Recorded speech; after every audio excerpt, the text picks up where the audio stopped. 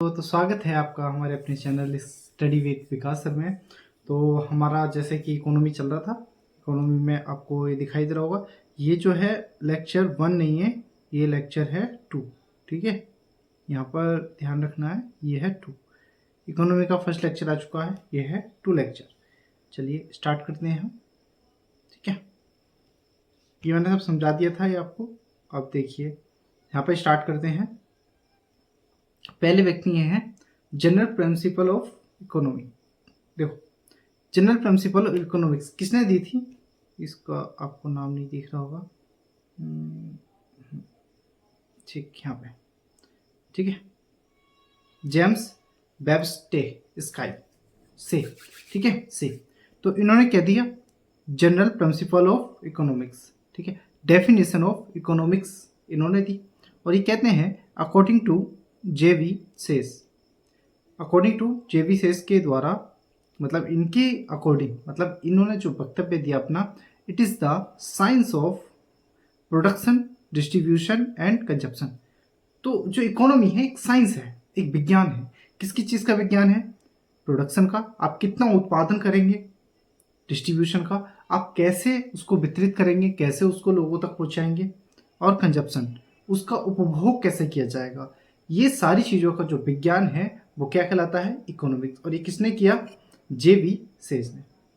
Okay, अब देखते हैं दूसरी थ्योरी क्या कहती है। ये हमारे व्यक्ति हैं एक, ये हैं कार्ल मैर्गन। कार्ल मैर्गन के द्वारा जो थ्योरी दी गई है, उस थ्योरी के अनुसार ये कहते हैं, according to Carl Menger, it is the science which studies human behavior as a relationship between ends and scarce means which have alternative uses. Okay, ये देखिए आपको दिख रहा होगा uses से। तो ये भी कहते हैं कि जैसे कि साइंस है, साइंस में जो स्टडी करते हैं ह्यूमन बिहेवियर की, रिलेशन की, है ना, एंड और स्कैर्स विच अल्टरनेटिव यूजेस, उनके जो अल्टरनेटिव यूजेस हैं उसके द्वारा जो स्टडी की जाती है वो किसने बताया? हमारे कार्ल मैंगर ने, है ना। अब देखिए एक थ्योरी और है। अब ये थ्योरी है किसकी है? देखो यहाँ पर आप लिख रहा होगा अल्फ्रेड मार्शल। अल्फ्रेड मार्शल जो है, मार्शल, ठीक है, याद रखना है, मार्शल जो है father of micro economics. Micro economics के फादर कौन है? देखो, माइक्रो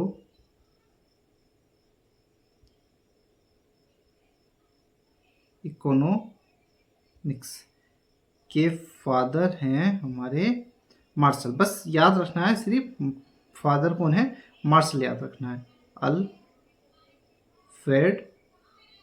मार्शल कौन है? Marshall, Alfred Marshall. ये कौन है? Father of micro economic. देखो दो चीज़ होती है, एक तो माइक्रो, एक मैक्रो। दोनों चीज़ हम आगे देखेंगे, माइक्रो क्या होता है और मैक्रो क्या होता है। ठीक है, अब देखिए यहाँ पे थोड़ा समझते हैं। जेबी के अनुसार यह धन के उत्पादन, वितरण और उपभोग का विज्ञान है। हमें ऊपर देखा इंग्लिश में। कार्ल मैंगर के अनुसार ये कहते हैं, यह एक ऐसा विज्ञान है जो मानव व्यवहार का अध्ययन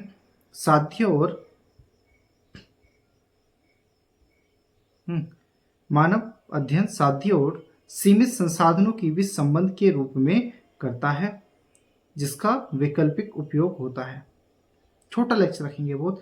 अब देखिए, मैं बोल रहा था आपको कि हम देखेंगे माइक्रो और मैक्रो क्या है। अर्थव्यवस्था के दो घटक हैं। अर्थव्यवस्था के दो घटक हैं, कौन कौन से? एक तो वेष्टि, एक है समष्टि। एक है वेष्टि, एक है समष्टि। एक है माइक्रो, एक है मैक्रो। चलिए देखो, पहला देखेंगे अध्ययन के पैमाने। क्या देखेंगे? अध्ययन के पैमाने। अब इनके अध्ययन के क्या क्या पैमाने होंगे वो देखेंगे हम। सबसे पहला है अध्ययन का पैमाना है, जिसमें व्यष्टि अर्थशास्त्र। व्यष्टि अर्थशास्त्र एक व्यक्ति, एक छोटे समूह या व्यवसाय के स्तर पर अर्थशास्त्र का अध्ययन है। व्यष्टि मतलब छोटा, समष्टि मतलब बड़ा। जब एक व्यक्ति का, एक वस्तु का, एक घर का, एक इंसान का, एक ही चीज का, है ना, एक ही चीज के बारे में जब हम अध्ययन करते हैं तो वो क्या कहलाता है, व्यष्टि अर्थशास्त्र। जब हम नेक्स्ट समष्टि अर्थशास्त्र, बड़ा लेवल है ना, बड़ा लेवल समष्टि अर्थशास्त्र किसी देश की संपूर्ण अर्थव्यवस्था, जैसे कि नेशनल इनकम जब हम देखेंगे, जब हम नेशनल इनकम देखेंगे, क्या लिखते हैं, देखिए जब हम नेशनल इनकम देखेंगे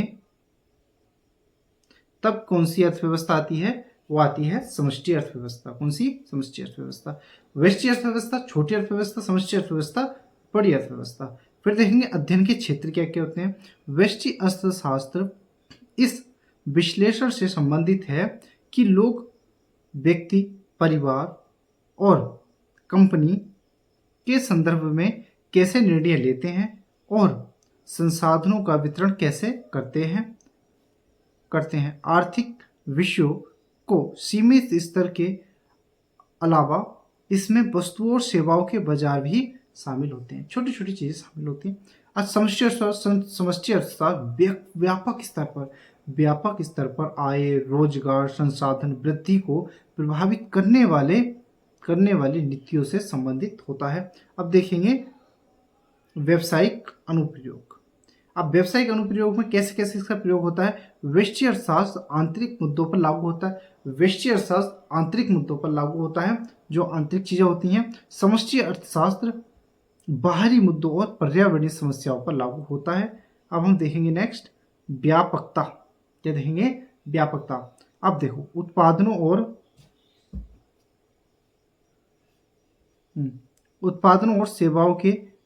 सेवा के लिए बाजार में मूल्य निर्धारण व्यष्टि आर्थिक अध्ययन का उद्देश्य है। समष्टि अर्थशास्त्र का अध्ययन अर्थव्यवस्था में समय समय निर्धारण है। अच्छा, अब देखेंगे पद्धति। हमारी पद्धति कैसी होती है, व्यष्टि में कैसी होती है और समष्टि में कैसी होती है।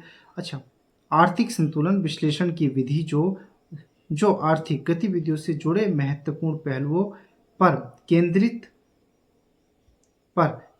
है। व्यष्टि आर्थिक अनुसंधान पर प्रभावी होती है। अच्छा, समष्टि अर्थशास्त्र में महत्वपूर्ण आर्थिक समुच्चय और पारस्परिक निर्भरता का विश्लेषण किया जाता है और इसी अर्थ समाच्य संतुलन विश्लेषण के रूप में जाना जाता है। जैसे अब देखिए दूसरा है विश्लेषणात्मक।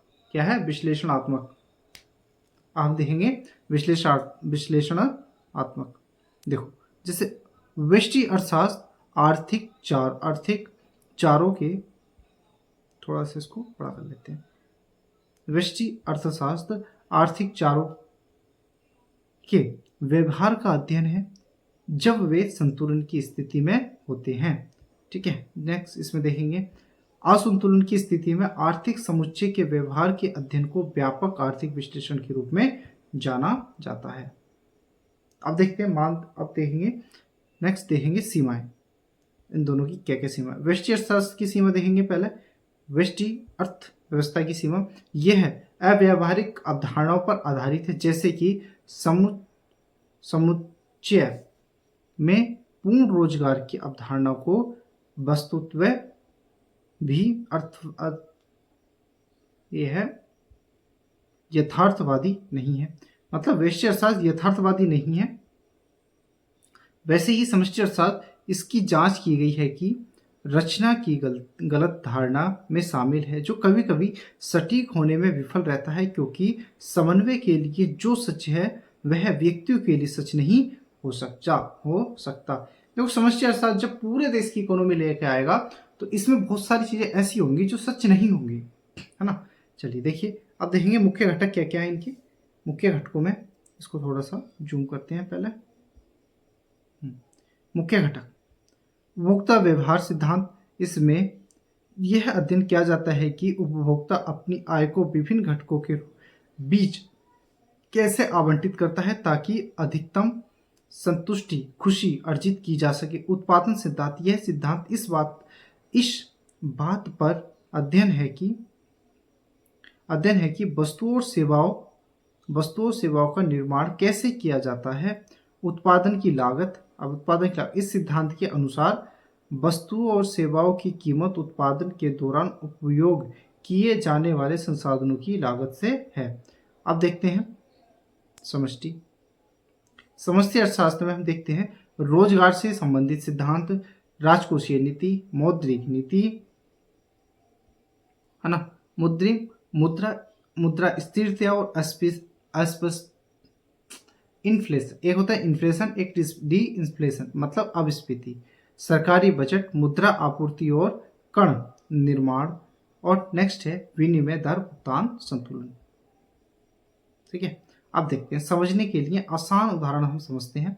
जैसे हम देखेंगे आसान उदाहरण, अब यहाँ पर हमारा काम स्टार्ट होता है। अब देखिए व्यष्टि अर्थशास्त्र को कहते हैं माइक्रो। अब माइक्रो इकोनॉमी के जनक कौन है? Alfred Marshall. ठीक है, अब देखो बात हो रही है, राहुल यह तय करता है कि अपनी 500 की बेच खर्च में से कितना पैसा किताबों, खाना और घूमने पे खर्च करे। एक व्यक्ति की बात हो रही है ना, वो 500 रुपये कमा रहा है और वो क्या क्या करेगा, कैसे किताबों पर खर्च करेगा, उसको 500 रुपये मिल रहे। एक किसान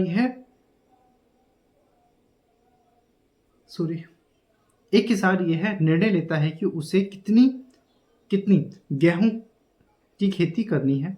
देखो ये सब व्यष्टि अर्थशास्त्र आ रहा है ना, माइक्रो। अब देखिए किसी कंपनी का यह तय करना कि वह किस कीमत पर अपना प्रोडक्ट बेचे। यह सभी व्यक्तिगत स्तर की समस्याएं हैं। ठीक है, अब देखेंगे मैक्रो। चलो मैक्रो सरकार यह तय करती है कि देश की महंगाई कम करने के लिए ब्याज दरों को बढ़ाया जाए या घटाया जाए।